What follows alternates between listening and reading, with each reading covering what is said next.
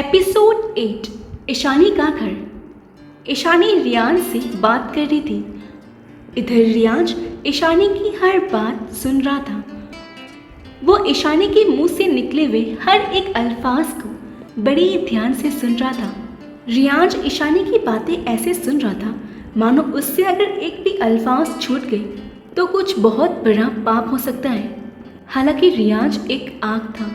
उसने आज तक न किसी की बात सुनी थी और न सुनने की कोशिश की थी, लेकिन आज की बात थोड़ी अलग थी।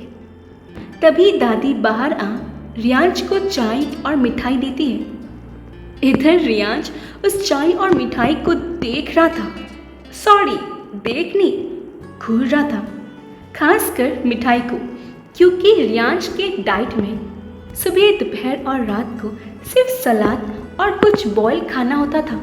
मिठाई या फिर ऑयली फूड उसे बिल्कुल पसंद नहीं थे। ईशानी रियांश को मिठाई को ऐसे देखते देख वो धीरे से बोली, क्या हुआ सर, आपको मिठाई पसंद नहीं है? नहीं, पसंद है। इतना बोल वो चाय और मिठाई खाने लगता है। इधर समीर जो दूर से ये सब देख रहा था वो खुद से बोला, हे प्रभु, ये मैं क्या देख रहा हूँ? सर मिठाई खा रहे हैं। हाँ, ये मुझसे देखा नहीं जाएगा। अपना मुंह बंद रख और चुपचाप बैठ। विकी उसकी बात सुन थोड़ा गुस्से में बोला। थोड़ी देर बाद ईशानी खड़ी होकर बोली, रियांश जी चलिए। रियांश ईशानी से बोला, कहाँ? ईशानी बोली, आज मैं आपको अपने नए जॉब की पार्टी दूंगी, चलिए मेरे साथ। लेकिन इसकी क्या सर?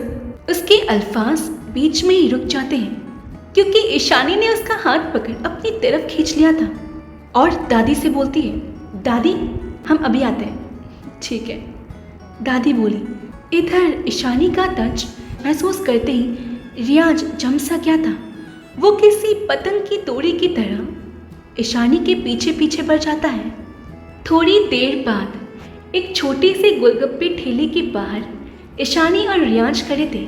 ईशानी तो बहुत खुश थी, लेकिन रियांश का मुंह देखने लायक था। वो उस गोलगप्पे के स्टॉल को देख रहा था जिसके बाहर कई सारे डिस्पोजल प्लेट्स बिखरे हुए थे। रियांश को ये सब चीज़ें पसंद नहीं थी। वो गोलगप्पे के स्टॉल को देखते हुए थोड़ा सख्ती से बोला, सोचना भी मत। क्या? रियांश की बात सुन ईशानी रियांश से बोली। इधर रियांश ईशानी को देखकर बोला, देखो ईशानी, ये मुझे हाइजीनिक लगता। तुम देख रही हो बाहर कितने सारे ऐसे सामान बिखरे हुए हैं, इससे तुम्हारा पेट खराब हो सकता है। और रियांश जी, हाइजीन गए तेल लेने, आप एक बार खा के तो देखिए। ट्रस्ट मी, इतना यम्मी होता है ना, मैं क्या ही बोलूँ। आप बस एक बार खा के देखिए, आपका जो ये गुस्सा है ना, ये स्ट्रेस है ना, वो तुरंत उड़ जाएगा। ईशानी रियांश को बीच में टोकते हुए बोली। इधर रियांश ईशानी को देख रहा था। उससे ये गोलगप्पा खाने का बिल्कुल मन नहीं कर रहा था। उससे बढ़कर जो फैला हुआ डिस्पोजल प्लेट्स था, उसे देखकर तो उसका मन और भर गया था। इधर ईशानी गोलगप्पे वाले अंकल को बोलती है, अंकल 2 प्लेट लगा दीजिएगा। जी बेटा। वो गोलगप्पे वाले अंकल 2 प्लेट लगा देते हैं। फिर ईशानी को देते हुए बोले, बेटा आपका 40 रुपये हुआ। जी अंकल। ईशानी एक प्लेट रियांश की तरफ बढ़ाती है। ये देख रियांश अपने सिर को ना में हिलाता है। ईशानी उसे देखकर बोली, रियांश जी प्लीज़, बस एक बार खाइए प्लीज़। ईशानी की पपी आइज देख रियांश मना ही नहीं कर पाता। इधर ये सीन देख विकी और समीर की आंखें फैल जाती हैं।